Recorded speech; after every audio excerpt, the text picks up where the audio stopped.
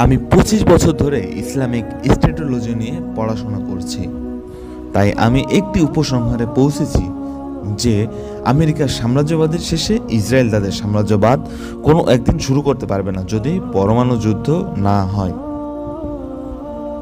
আমাদের নবী সাল্লাল্লাহু আলাইহি সাল্লাম মালহামা বা পরমাণু যুদ্ধ সম্পর্কে আমাদের সতর্ক করেছেন এবং খ্রিস্টানরা এই যুদ্ধকে বলেছেন আর্মেগেডন। ইউক্রেনের যুদ্ধটি কি মালহামা বা পরমাণু যুদ্ধ থেকে প্রবাহিত হবে?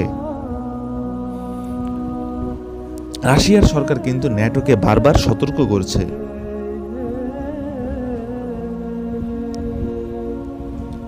এইভাবে ন্যাটো বারবার রাশিয়ার বর্ডারে ফাউল করতে থাকলে পরমাণু যুদ্ধ শুরু হয়ে যাবে। কিন্তু ইউরোপে ইহুদিদের সিক্রেট সোসাইটির একটি ইহুদি সম্প্রদায় ইউরোপের সবকিছু নিয়ন্ত্রণ করে। ব্রিটেনও তারা নিয়ন্ত্রণ করে। ব্রিটিশ মানুষরা তাদের ইচ্ছা মতো কিছুই করতে পারে না। এই লোকেরা সব নিয়ন্ত্রণ করে। পাকিস্তানের জনগণ সবাই ইমরান খানকে সাপোর্ট করে, অথচ সিক্রেট সোসাইটির ইহুদি তারা পাকিস্তানকেও নিয়ন্ত্রণ করে। ওরা সবকিছু সিদ্ধান্ত নেয় এবং ওরা সবকিছু নিয়ন্ত্রণ করে। এই ইহুদি সম্প্রদায়টি রাশিয়ার সাথে যুদ্ধ করতে চায়। আমেরিকা কিন্তু রাশিয়ার সাথে যুদ্ধ লাগাতে চায় না, কারণ তারা চায় লিবিয়ার মতো দুর্বল দেশের সাথে যুদ্ধ করতে। রাশিয়াকে আল্লাহ তাআলা শক্তিশালী করেছে। আমি আমার একাধিক লেকচারে কোরআন দিয়ে ব্যাখ্যা করেছি।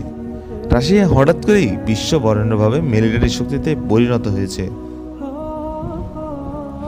আমি একমাত্র মানুষ, আমি কোরআন দিয়ে যিনি বিষয়টি ব্যাখ্যা করেছি। আমি 25 বছর ধরে গবেষণা করছি, কিন্তু আমার ব্যাখ্যা সঠিক হলে সেটা প্রচারিত হবে, সত্য প্রচারিত হবে। অদূর ভবিষ্যতে রাশিয়া ইউক্রেনের যুদ্ধ বড় আকারের রূপ নিবে।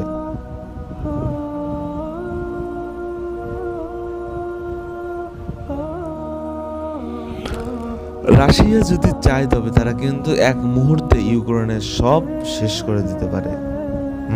কিন্তু রাশিয়া যুদ্ধে বুদ্ধিমত্তার পরিচয় দিয়েছে। রাশিয়া আস্তে আস্তে করে তাদের পরিকল্পনাগুলো বাস্তবায়ন করছে তাদের উদ্দেশ্য বাস্তবায়নের জন্য। যুদ্ধে রাশিয়া সব পদক্ষেপেই সফল হয়েছে। আমেরিকান সাম্রাজ্যবাদ শেষে ইসরায়েলের সাম্রাজ্যবাদ শুরু হবে। এখন প্রশ্ন হচ্ছে, কিভাবে এত ছোট ইসরায়েল রাষ্ট্র সমগ্র বিশ্ব শাসন করবে? আমেরিকা বিশ্ব শাসন করতে পারে কারণ আমেরিকার অনেক বড় রাষ্ট্র ইউরোপের নেটিও আমেরিকাকে সাপোর্ট করে। কিন্তু কিভাবে ইসরায়েল বিশ্ব শাসন করবে?